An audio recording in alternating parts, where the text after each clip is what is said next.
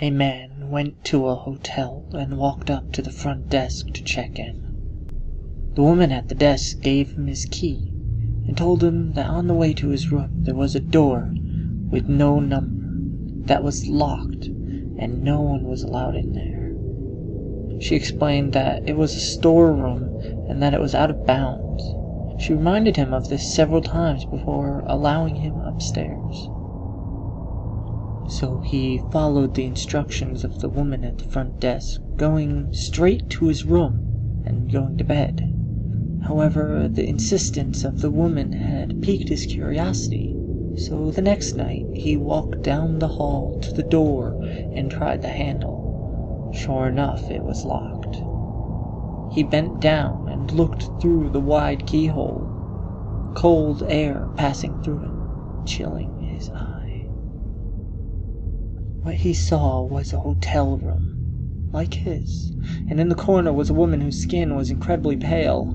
She was leaning her head against the wall, facing away from the door. He stared in confusion for a while. Was this a celebrity? Or the owner's daughter?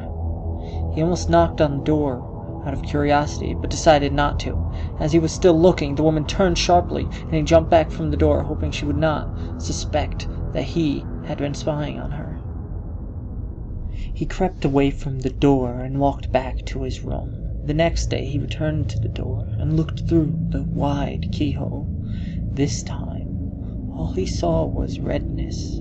He couldn't make out anything besides a distinct red color unmoving. Perhaps the inhabitants of the room knew he was spying the night before and had blocked the keyhole with something red.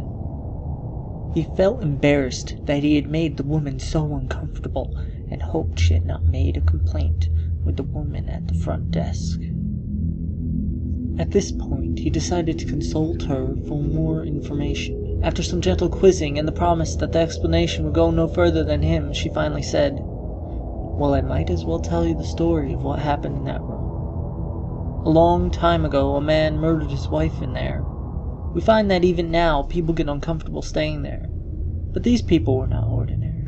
They were white all over, except for their eyes, which were red.